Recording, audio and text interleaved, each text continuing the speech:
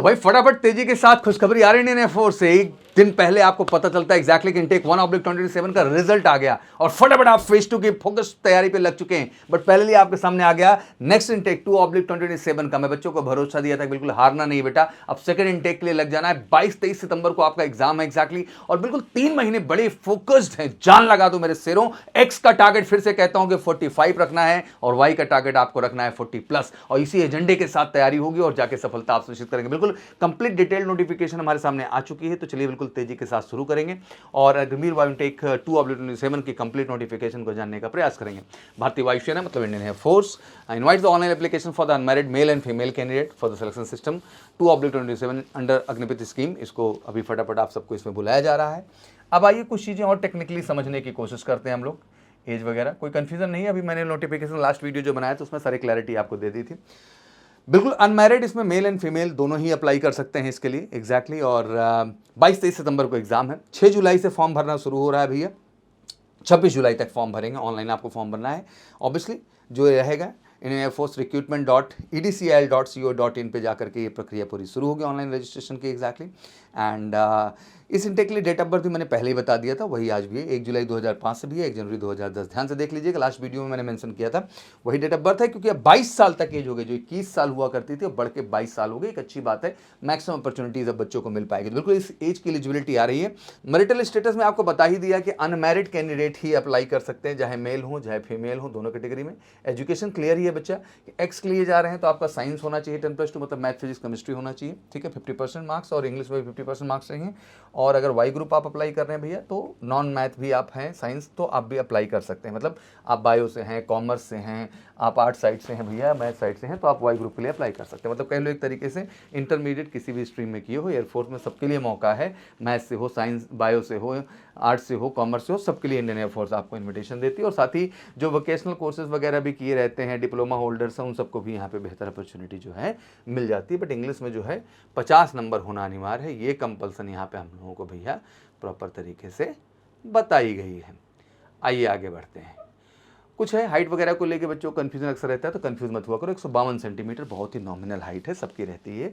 और female candidate भी अक्सर रहती है तो उनका भी 152 ही रखा गया। कुछ हिली एरिया से अगर आएंगे तो हाँ 147-150 भी ले लेते हैं, एक क्राइटेरिया एग्जैक्टली है, ठीक है ना। बे टू सी के प्रोपोर्शनेट और जस्ट 5 सेंटीमीटर का जो है एक्सपेंसन आपका होना ज़रूरी है। तो ये कुछ अपडेट है। पेपर की बात कर लेते हैं पैटर्न की। तो भाई देखो, अगर साइंस सब्जेक्ट जा रहे हो तो 60 मिनट मिलता है। मैथ फिजिक्स इंग्लिश आपके सामने 70 क्वेश्चंस होते हैं और लिखा है साफ साफ 10+2 CBSE मतलब NCERT का कंप्लीट सिलेबस बेस्ड पूछा जाता है। मैथ फिजिक्स इंग्लिश जो आपका है 60 मिनट में 70 क्वेश्चन है। टाइम मैनेजमेंट बहुत अहम है और ध्यान रखिएगा इसका लक्ष्य 45 है। सौरभ सर एक ही नारा लगाते हैं, मेरा हर लाल मेरा हर बच्चा रिटन एग्जामिनेशन में 45+ लाएगा। ये वादा मुझे कमेंट सेक्शन में चाहिए। और जो तैयारी हम आपको देने जा रहे हैं इनटेक 2/27 स्पेशल बैच लॉन्च कर रहे हैं और वादा कर रहे हैं देश भर के सभी इंडियन एयरफोर्स की तैयारी करने वाले बच्चों से कि अगर 45+ का एजेंडा आपका सेट है तो वेलकम टू मेजर कल से आ जाओ। रिटन की बेहतरीन तैयारी देंगे तेजस बैच में बच्चा और एग्जैक्टली वो स्कोर लाएंगे जिसकी हम बात कर रहे हैं। क्योंकि बहुत बड़ा टारगेट नहीं बनाया यार। 25 क्वेश्चन मैथ में है, 15 मैं कह रहा हूँ क्वेश्चन करना है, 25 क्वेश्चन फिजिक्स में है, 15 कह रहा हूँ, 20 क्वेश्चन इंग्लिश में है, 15, तो 45 बनाया जा सकता है। बस ज़रूरत है एक सही गाइडेंस, सही कोचिंग, सही टीचर और सही सिस्टम की, और सही मटेरियल, सही क्वेश्चन बैंक, सही टेस्टिंग प्रणाली की, जो आपको स्पेशली मिलेगा मेजर कल सी क्लासेस के कैंप। वही वाई ग्रुप की बात कर लेते हैं तो 45 मिनट मिलते हैं, 50 क्वेश्चन होते हैं, 20 इंग्लिश के हैं, 30 रागा है, रीजनिंग एंड जनरल अवेयरनेस। तो 45 मिनट में यहाँ 50 क्वेश्चन करना होता है। अगर एक्स एंड वाई दोनों दे रहे हैं भैया तो 85 मिनट में ही आपके सामने 100 क्वेश्चन का लक्ष्य आपके सामने हो जाता है। इंग्लिश कॉमन हो जाता है। 1 mark for the correct answer है। एंड ध्यान रखें नेगेटिव मार्किंग है तो ध्यान रख के चलिएगा भैया। 1/4 मतलब 0.25 मार्क्स कट जाएगा। तो मतलब इसमें भी ध्यान रखना है कि भैया हमको सबसे ज़्यादा एक्यूरेसी पार्ट पे काम करना है कि एक्यूरेसी मेंटेनेंस में कहीं से कहीं तक कोई कमी आपके अंदर नहीं होनी चाहिए। आइए अब आगे बढ़ते हैं, कुछ और मोटी मोटी बातें जान लेते हैं। बाकी नोटिफिकेशन देखो डिटेल्ड है, इसको कई पार्ट में मैं बताऊंगा, बट आज मोटा मोटा आपके सामने एक आउटकम एनालिसिस रख दे रहा हूं जिससे आपको किसी तरह का कन्फ्यूजन जो है वो न रह जाए। बच्चों में अक्सर देखने को मिल जाता है। मेडिकल स्टैंडर्ड सब कुछ मैंने आपको बताया कि मेडिकल सी क्लासेस में प्रॉपर मेडिकल सेंटर है हमारा, जहाँ आपकी प्रॉपर मेडिकल की कंप्लीट जो है प्रोसीजर हम करते हैं। अभी फेज 2 के जितने बच्चे आ रहे हैं मेडिकल सी क्लासेस में जम के उनका मेडिकल भी कराएंगे रियल टाइम, जैसे इंडियन एयरफोर्स में होता है, जिससे कोई बच्चा वहाँ से भी बाहर ना हो। तो जितना भी मेडिकल स्टैंडर्ड इन्होंने दिया है सब प्रॉपर ढंग से यहाँ हो जाएगा। विजुअल 6/6 होना चाहिए, स्पैक्स के बाद भी 6/6 है। हाइपरमेट्रोपिया में देख रहे हो +2.0D तक एलिजिबिलिटी दिया है, मायोपिया -1D तक दिया है, इंक्लूडिंग +-0.50D है। एस्टिग्मेटिज्म को भी यहाँ पे लगाओ। CP2 ध्यान से देख लो, CP2 तक अलाउड है। बहुत सारे बच्चे कन्फ्यूजन है, तो भाई चश्मा लगाए हो तो भर सकते हो, ज़्यादा कन्फ्यूज होने की जरूरत नहीं है। LASIK surgery is not accepted, बहुत बच्चे पूछते रहते हैं मुझसे अक्सर, तो ये नहीं है कि लेसिक सर्जरी, बॉडी टैटू भी नहीं अलाउड है। एंड साथ ही साथ जो है बाकी सारी जो फैसिलिटीज़ हैं, जो चीज़ें हैं, जो सिस्टम है वो वही है, उसमें कुछ ऐसा नया चेंज आपके सामने नहीं आया। तो ये फटाफट अपडेट थी, मोटा मोटी चीज़ें आपको मैंने क्लियर कर दी हैं।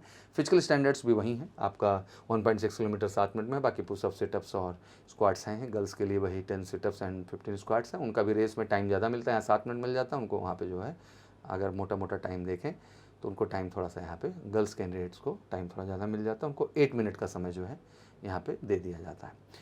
बाकी एक अच्छी पढ़ाई तो चाहिए यार, क्योंकि एक अच्छी पढ़ाई ही आपकी सफलता को 100% क्या कर पाएगी, सुनिश्चित कर पाएगी। तो ये बड़ी अपडेट थी अब तक की जो मैंने आपको दे दी। आशा करता हूँ पूरी क्लैरिटी मिल गई होगी। कोई क्वेरी हो तो कमेंट सेक्शन में फटाफट डाल दो भैया, तेज़ी के साथ, और बिल्कुल फटाफट यार फॉर्म भरना है इस बार, और फॉर्म का इंतजार मत करना भरने को, 6 को आ रहा हो फिक्स। अब आ जाओ, तैयारी इंपॉर्टेंट है, 3 महीने जान लगाओ। 45+X में, YE में 40+, ये सौरभ सर का नारा है। और फेज़ 2 का बच्चा कहना चाहता हूँ इनटेक 1 और बिग 27 का, कि आ जाओ यार, गारंटीड एक एक को चुन चुन के बेलगामी और जलाली हम भेजेंगे, हमारा आपको शॉर्ट कमिटमेंट है। बाकी कोई क्वारी हो तो कमेंट सेक्शन में मेंशन करें, और कॉल करके 9696 330033 हमसे बात भी कर सकते हैं। Thank you so much, wish you good luck, जय हिंद, जय भारत।